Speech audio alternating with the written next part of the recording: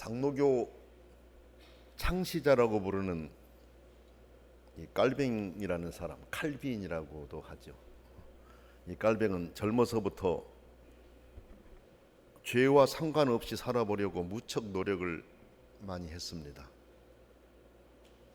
그래서 자신의 죄를 회개하고 이제는 죄 짓지 말자라고 결심을 하면서 살았습니다.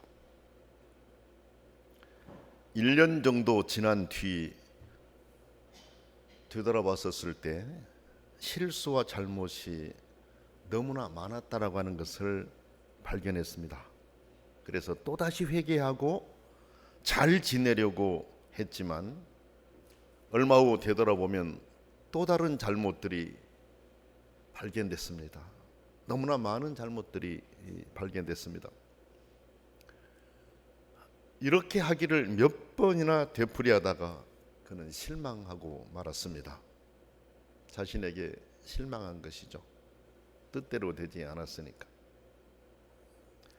내가 원하는 대로 착하게 살지 못하고 이렇게 실수만 하니 하나님이 나를 버리셨는가 하면서 하나님 앞에 항의하는 기도를 드렸습니다. 하나님, 왜 제가 하나님의 뜻대로 살려고 하는데 잘못을 합니까? 왜 제가 하나님의 뜻대로 살려고 하는데 실수하고 죄를 짓습니까? 왜 제가 하나님 뜻대로 살려고 하는데 하나님이 나를 버리셨습니까? 그가 울면서 기도했습니다. 비몽사몽간에 깔뱅아, 네가 허물이 없고 죄가 없고 잘못이 없다고 해서 너를 구원해 준 줄 아느냐? 네가 비록 잘못이 있고 허물이 있을지라도 네가 나를 믿는 것으로 인하여 내가 너를 구원하기를 벌써 작정이 되었다 하시는 음성이었습니다. 그 말을 들은 깔뱅은 할렐루야 아멘 했습니다. 그리고 그 이후로 그는 예정론을 부르짖게 되었다라고 합니다. 사랑하는 평화로운 교회 모든 성도 여러분, 기독교는 인간의 공로가 아닌 하나님의 은혜로 구원의 길을 주신 하나님의 사랑으로 인해 탄생한 종교입니다.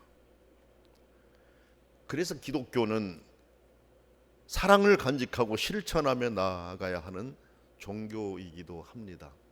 왜? 하나님께 배웠으니 배운 것을 삶에 실천하면서 살아가는 것입니다. 제가 표절이라고 하는 단어를 써야 되나 말해야 하나 고민을 많이 하다가 사실 원고에서 뺐어요. 그런데 설교하면서는 그 말을 한번 써보고 싶습니다. 하나님의 사랑을 우리가 표절해서 정말 하나님의 그 사랑을 우리가 간직하면서 그대로 이렇게 참 실천하며 살아가는 그런 삶. 표절이라고 하는 게 이제 그 남의 것을 자기 것처럼 이렇게 뺏겼으니까 문제가 많이 되잖아요. 그런데 하나님의 사랑을 우리가 표절했다고 했을 때 문제가 될까 이런 생각을 많이 하고 또 하고 했었습니다. 원고에는 뺐지만 한번 이렇게 말씀을 드려봅니다. 하나님의 그 크고 넓은 사랑, 그게 너무 좋아서 내가 그것을 내가 받아서 내가 실천하며 살아가는 이게 기독교입니다. 하나님의 사랑을 바로 깨달은 성도들은 상황이 어떻게 전개되더라도 그 마음은 변치 않고 같은 마음으로 믿음의 길을 걷습니다. 어떤 상황, 모든 상황과 사건들 속에서 하나님을 뵐 수 있는 사람은 신앙심이 참 깊은 하나님의 사람입니다. 즐거울 때는 즐거움 속에서 하나님을 만나고 외로울 때는 고독으로 걸음을 옮겨서 하나님을 만나는 삶. 헨리 나우엔의 그 글을 좀 인용한 거예요. 헨리 나우엔은 외로움에서 고독으로라고 이렇게 그의 생각을 쓰고 있습니다. 외로움이라고 하는 것은 누구 때문에 오는 것이에요. 그러나 고독이라고 하는 것은 내가 좋아서 하나님께 찾아 들어가서 하나님과 깊은 교제 안에 사는 게 고독이다 그랬습니다.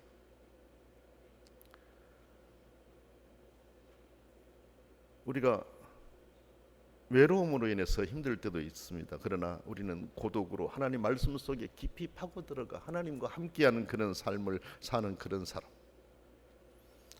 슬플 때는 슬픔 속에서 하나님을 만나고, 고난 가운데 있을 때는 고난 가운데서 하나님을 만나 대화를 나누고 그분으로 인해 평안을 찾는 사람은 성숙한 하나님의 사람입니다. 내가 힘들고 어려울 때 하나님 말씀은 나에게 뭐라고 하실까? 그걸 기대하면서 말씀으로 들어가는 그런 그리스도인들, 참 훌륭한 신앙인들입니다. 사랑하는 우리 평화로운 게 모든 성도 여러분, 기독교 신앙은 고난과 함께하는 종교입니다. 고난 없이 복만 내리시는 그런 하나님이 아니십니다. 성경을 보면 고난 속에서 인내하며 굳건하게 믿음의 길을 걸어감으로 궁극적인 승리를 맛본 믿음의 선배들에 대한 기록들이 참 많이 나옵니다. 고난 속에서 더욱 풍성한 은혜를 깨달은 성도들에 대한 내용이 얼마나 많이 나온지 모릅니다. 오늘 우리가 읽은 이 에베소서의 말씀은 사도 바울이 하나님의 감동을 받아 기록한 말씀입니다. 아니, 하나님께서 사도 바울을 감동하여 기록하게 해서 우리에게 주신 말씀입니다. 지금 이 말씀을 기록하고 있는 그는 자유로운 몸이 아닙니다. 감옥에 갇힌 영어의 몸입니다. 그는 감옥에 갇혀 있어서 아무것도 할 수 없는 부자유한 그런 속에 묶여 있었습니다.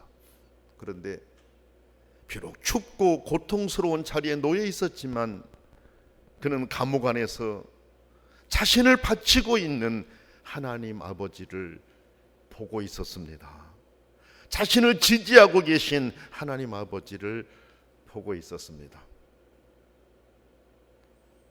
하나님의 백성된 성도들에게 중요한 것 가운데 하나는 어디에서나 하나님에 대한 민감함과 은혜에 대한 민감함입니다. 평생 하나님의 일을 감당했던 엘리 제사장은 나이 들어 영적인 무기력과 무감각으로 인해서 하나님께 민감하지 못했습니다. 그래서 그의 삶이 실패로 돌아갔습니다. 반면에 사무엘은 어려서부터 하나님의 말씀에 대해 민감했습니다. 어려서부터 민감했습니다. 평생을 하나님 말씀에 민감한 마음으로 살았습니다. 우리도 시간의 흐름에 따라 하나님의 말씀에 더욱 민감하게 반응하고 움직이면서 살아가는 그런 크리스찬들이 되어야 됩니다. 그렇게 될 때 반듯하게 바르게 설 수 있기 때문에 그렇습니다. 하나님의 사람 사도 바울은 성령의 감동으로 큰 은혜에 젖어 있었습니다. 그는 하나님이 행하신 놀라운 구원의 역사를 터질 듯한 감격을 가지고 찬양하면서 하나님의 말씀을 기록하고 있습니다. 말씀을 보면 예수 그리스도의 십자가 사건으로 인해 우리가 하나님의 백성이 되었고 하나님의 자녀가 되었음을 증언하고 있습니다. 오늘 말씀은 구원 사건이 어느 한 단계에 끝난다라고 말씀하지 않습니다. 과거와 현재가 함께 있습니다. 그리고 사명까지 우리에게 주고 있습니다. 과거에 우리는 어떤 상태였다고 했습니까? 성경을 보면 희망이 없는 상태였다. 희망이 없는 상태가 어떤 상태였었느냐? 세 가지로 설명합니다. 허물과 죄로 죽었던 상태였다. 여러분, 허물과 죄로 죽었던 상태, 시신, 죽은 건 시신 아닙니까? 시신. 시신의 이미지를 여기에서 말씀하고 있습니다. 둘째로 불순종의 아들들에게 역사하는 공중의 권세 잡은 자에게 사로잡혀 있었다. 사로잡혔다. 노예입니다. 우리는 노예였다라는 겁니다. 시신이었고 노예였다라는 겁니다. 셋째로 본질상 진노의 자녀로 낙인 찍혀 살아야 했던, 비난을 받아 마땅할 진노의 자녀였다 그랬습니다. 죄수라는 겁니다. 죄수. 이렇게 우리는 과거에 희망이 없는 사람들이었다라는 것입니다. 과거는 언제를 말합니까? 예수 믿기 이전을 말합니다. 예수 믿기 이전에 우리는 희망이 없는 상태였다. 이 내용을 하나님의 감동을 받아서 기록해서 우리에게 전해주고 있습니다. 그런데 하나님은 이런 절망과 파멸의 상황 가운데 불행하게 살아가고 있는 인간을 구원하시기 위해서 사랑을 보여주셨다. 하나님께서 우리를 구원하시려는 계획은 전적인 하나님의 사랑 때문이었다라는 것을 우리에게 분명하게 말씀하고 있습니다. 4절을 보세요. 긍휼이 풍성하신 하나님이 우리를 사랑하신 그 큰 사랑을 인하여 허물로 죽은 우리를 그리스도와 함께 살리셨다고 했습니다.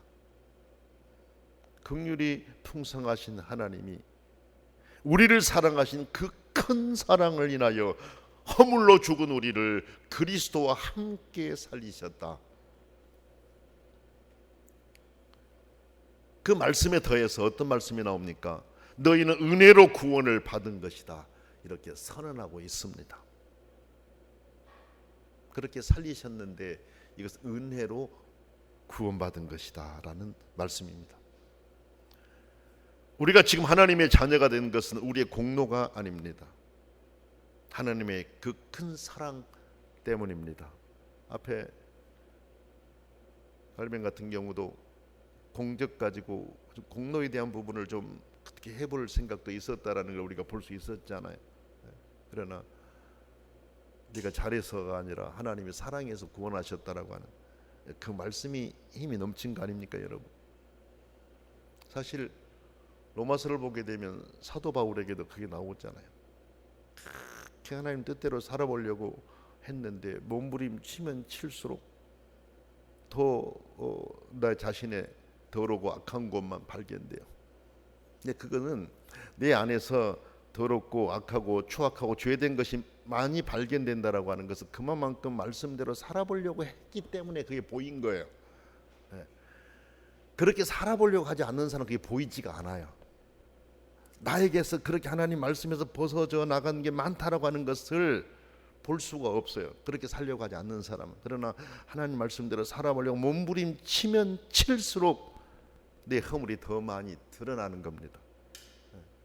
그렇지 않습니까? 사도 바울도 그랬었어요. 그래서 오라 나 공고한 사람이로다. 이 사망의 몸에서 누가 나를 건져내랴.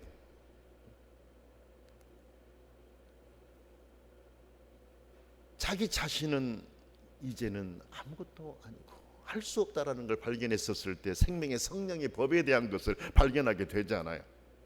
예수 그리스도의 은혜로 구원받았다라고 하는 것을 이후에 터득하게 되잖아요. 그 이후로 사도 바울은 더 이상 자신의 공로에 대한 부분, 이게 너무 부족하다라는 것, 이것에 고민한 게 아니고 이제 구원받은 자로서 어떻게 하면 하나님의 뜻대로 바르게 살아드릴 수 있을까, 이제 이 방향으로 전진하는 것을 우리가 보게 됩니다. 너희는 은혜로 구원을 받은 것이다. 분명하게 선언합니다. 바울은 지금 감옥에 갇혀 있었지만 하나님의 그 큰 사랑 때문에 감격하여 울고 있습니다. 이것이 바로 우리가 온전히 하나님께 감사를 드리고 영광을 돌려야 하는 이유입니다. 하나님은 또 죽은 몸에 생명을 주시며 사탄의 권세에 붙잡혀 있던 사람들을 높이사 하늘 백성이 되게 하셔서 그리스도 예수 안에서 함께 하늘에 앉히시기를 바라셨습니다.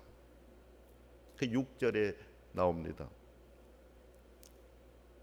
그러면 하나님은 왜 구원을 우리 행위가 아닌 하나님의 은혜로 주신 것일까요?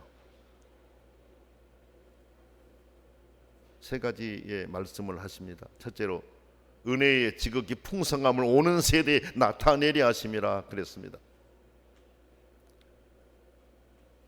기쁜 일은 전하게 되잖아요. 내가 받은 것은 전하게 되잖아요. 감격은 전하게 되잖아요. 내가 노력으로 얻은 것이라면 은혜라고 할 수 없어요. 그러니까 뜨거운 감정을 가지고 전하지 못해요. 그렇죠.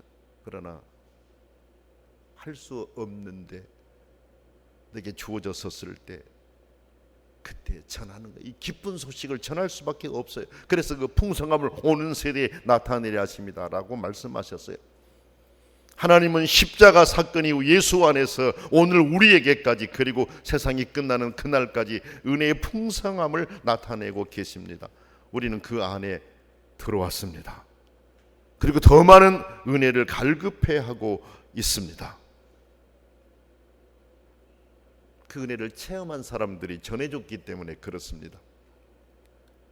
우리도 그 은혜를 체험한 사람들이기 때문에 전하고 싶지 않아요. 전하고 싶지 않습니까, 여러분? 아마 그리스도인들이라면 누구나 내가 받은 은혜를 전하고 싶을 거예요. 때로는 상황이 안 되고 여건이 안 돼서 못한다, 물론 그러죠. 그러나 마음 안에는 어떻게 해서 내가 받은 이 은혜를 좀 나눠서 같이 누리고 싶다라는 게 있을 거예요. 이렇게 은혜의 지극히 풍성함을 나타내는 사람들 때문에 내가 오늘 그리스도인이 되었고, 이제 그리스도인 된 우리로 인해서 앞으로 그리스도인 될 사람들이 많을 것입니다. 왜? 우리가 나타내며 전할 것이기 때문에 그렇습니다. 두 번째 보니까 하나님의 선물이라는 것을 알게 합니다 그랬어요. 8절에 선물은 주는 자의 정성을 담은 마음이잖아요. 우리의 구원은 하나님의 정성을 담은 놀라운 선물입니다. 그 선물이 뭡니까? 생명, 영생, 영원한 생명입니다. 풍성한 삶입니다. 인도하시고 보호하신다라고 하는 약속입니다. 이것이 선물입니다. 선물입니다. 그 선물이 내 안에 가득하게 있다라는 것, 이것을 우리로 알게 하시려는 거다 말씀하십니다. 셋째는 누구든지 자랑하지 못하게 합니다 그랬어요. 우리는 믿음 안에서 나를 자랑할 것은 아무것도 없지 않습니까?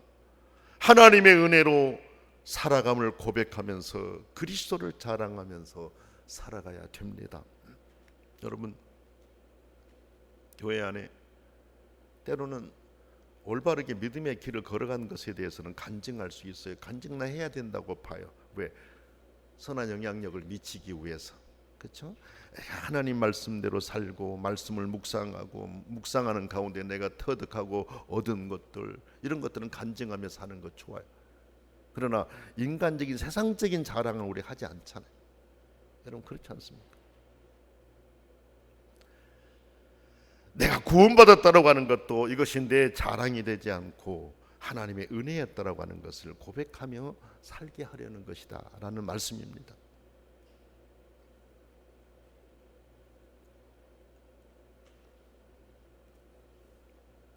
이제 우리에게 그 큰 사랑을 인하여 은혜로 구원을 선물로 주신 하나님은 우리에게 사명을 주셨습니다. 은혜로 구원을 얻었으니 이제 그것이 끝이라고 하지 않으십니다. 우리가 할 일을 제시해 주셨습니다. 10절의 내용입니다. 여러분 10절 말씀 한번 보세요. 우리는 그가 만드신 바라 그리스도 예수 안에 선한 일을 위하여 지으심을 받은 자니 이 일은 하나님이 전에 예비하사 우리로 그 가운데 행하게 하려 하심이라 그랬습니다. 하나님 아버지는 우리를 새롭게 만드셨습니다. 지금 그리스도인 된 우리는 하나님이 새롭게 만드셔서 새로운 존재로 살아가고 있는 우리들입니다. 하나님이 우리를 새롭게 만드셔서 맡기신 사명이 뭡니까? 선한 일이라 그랬습니다. 선한 일이 뭘까요? 하나님이 기뻐하시고 계획하신 일입니다. 선한 일은 구원을 얻기 위한 행위가 아니라 구원받았으니 감사에서 비롯된 열매로서 하나님과 인간 관계를 통해 나타내며 살아가는 것입니다. 선한 일은 성령의 역사를 통해 하나님께 순종하는 가운데 사랑 안에서 나타나며 성도의 삶에 공통적으로 나타나는 특징입니다. 하나님이 기뻐하신 일이 무엇일까? 하나님 아버지가 계획하시고 진행하시려고 하는 것이 무엇일까? 이것을 생각하면서 나아가는 것입니다. 그러나 우리가 행하는 선한 일에는 하나님의 도우심이 없이는 불가능합니다. 그러므로 우리는 매 순간 하나님께 도우심을 구하면서 나아가야 됩니다. 미국이 독립을 선언하고 헌법을 만들고자 대표들이 모였습니다. 이때 원로였던 플랭클린이 다음과 같은 제의를 했습니다. 여러분, 우리가 처음으로 독립을 선언하고 영국과 싸울 때는 위협을 느껴 전능하신 하나님의 도우심을 얻고자 날마다 이방에서 기도했습니다. 그런 중 하나님께서는 우리의 간절한 기도를 들으시고 자비로운 응답을 주셨습니다. 우리가 지금 여기 모여서 우리나라 장래 행복의 기초를 세우려고 할 때 우리가 먼저 그 자비하신 하나님의 은혜를 감사하지 않을 수 있겠습니까? 여러분, 91년을 살아온 경험상 하나님께서 우리를 주장하시고 계신다라는 걸 부인할 수 없습니다. 하나님의 도우심이 없이 어찌 한 나라가 일어설 수 있겠습니까? 그러므로 우리는 전능하신 하나님의 도우심을 빌기 위하여 아침마다 사물을 진행하기 전에 먼저 기도회를 갖자고 제의합니다. 플랭클린의 제의입니다. 사랑하는 평화로운 게 모든 성도 여러분, 우리는 긍휼이 풍성하신 하나님의 사랑으로 인하여 구원을 얻어 하나님의 자녀가 되었습니다. 하나님은 우리에게 사명도 주셨습니다. 선한 일을 행하도록 하시는 사명입니다. 그러나 이 사명은 하나님의 도우심이 없이는 불가능합니다. 그러므로 우리는 날마다 하나님의 도우심을 구하는 기도를 드리면서 하루하루를 살아갈 수 있어야 합니다. 갈라디아서 6장 9절로 10절 말씀 보니까 이런 말씀이 있습니다. 우리가 선을 행하되 낙심하지 말지니 포기하지 아니하면 때가 이름에 거두리라 그랬습니다. 이어서 이렇게 말씀하십니다. 모든 이들에게 하되 특히 믿음의 가정들에게 할지니라 하신 말씀입니다. 여러분, 하나님이 기뻐하신 일, 선한 일, 물론 모든 이들에게 우리가 다 행하면서 나가야 됩니다. 그러나 우선은 한 가족된 우리 그리스도인들 서로를 위해서 기도하고 살피고 감싸고 위해주는 그런 일들에서부터 시작되어져 나가야 됩니다. 우리 공동체 안에서 사랑이 싹트지 않는데 외부를 향해 나간다라고 하는 건 모순일 수 있지 않습니까?